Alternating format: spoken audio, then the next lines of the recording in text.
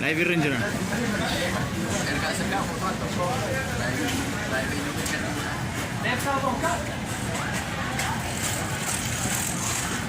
I'm waiting for your eyes.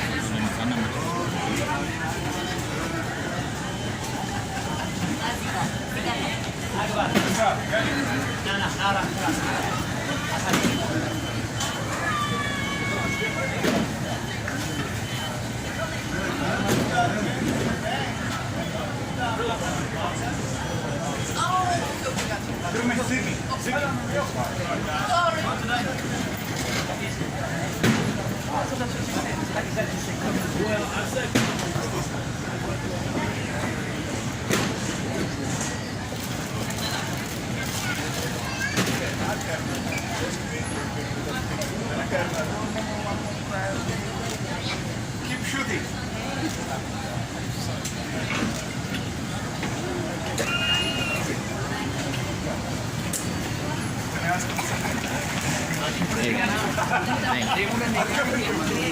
Sutene. Sutene.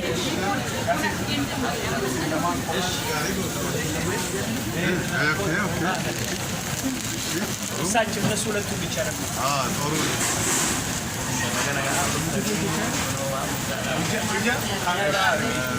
በገነጋን ኤብዳኒ waaqayyo si wajjin haa jiraatu guyyaa lamaan sadee wajjin turtan immoo guyyaa biyyuu wal baay'annee waaqa jaalamu.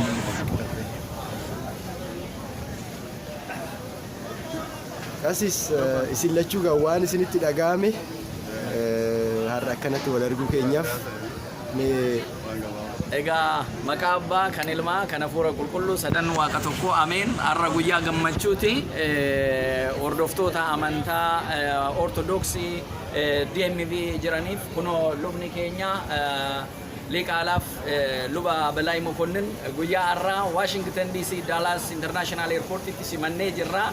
Egaa gidduu kana har'a galgala kaasee bor galgala amma Thursday galgalaatti jechuudha sagantaa cimaa Washington DC kana irratti qabna. Gati kanaatiif namoonni kallattiidhaan jirtan nu wajjin hirmaachuu gammachuu keenya nu wajjin gammaduu dandeessu. Kana waan hundumaa kan godhe Waaqayyoof galanni ga'uun jedha.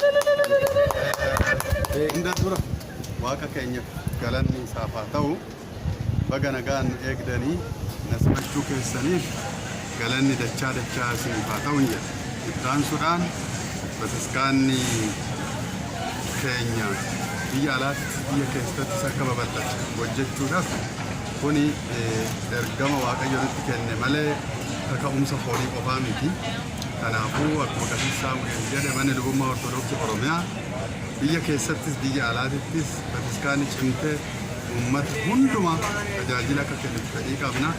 Kanaaf amma maal akka hojjechaa jiru akkamitti akka hojjennu fuulduratti kaayyoon keenya maal akka ta'e walitti dhufiinsi keenya immoo walitti hidhaminsi keenya maal akka fakkaatu irratti mari'annee ani irratti wal taane uummata keenya dabarsina jechuudha. Ulfaataa galatoomne.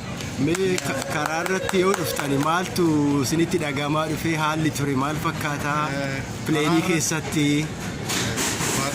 Dura Finfinnee International Airportitti akka carraa biiroo bahee hojii malee akkanatti karaarra deddeemuu ture nama baay'een dhaabbatee hundi namni nutti marsee namni michuu jaalala nuu qabus namoonni immoo gaaffii qabu saba Amaaraa ta'anii afaan Amaaraa malee dhageenyallee dhufanii na dubbisanii kaan gaaffii na gaafatu kaan gaariidhaaf isheetti goonaa hundumaafuu amma nuu galee duraan nuu galle warri jedhu jira.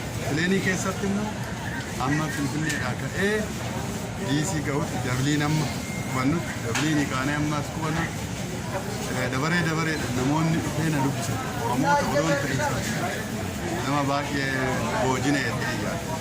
Dandeemaa hojjechaa jiru gaarii fi isa dhugaa ta'uu nama baay'ee hubachiisaa jiru. Fuulduratti illee hin hubatan jedhee yaada qaba. Baay'ee galatooma baga nagaan dhuftanii.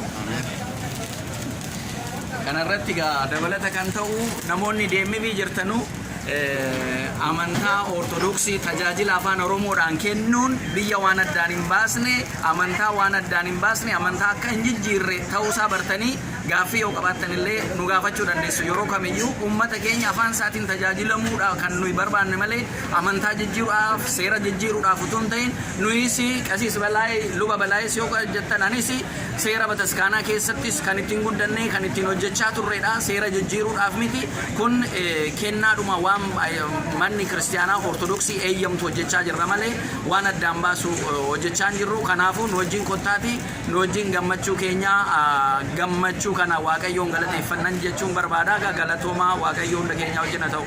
Afaan Oromoo namni dhageenya dhufee na gaafachuu danda'a wanna barbaada. Oromiyaa ቋንቋ የማይችልም ሰው በፈለገው ጥያቄ መጥቶ ሊጠይቅ ይችላል። ከቀሲስ ሳሙኤል እና የኮሚቴ ጋር በመነጋገር መልስ እንመልሳለን እንዲረዱ ማለት ነው።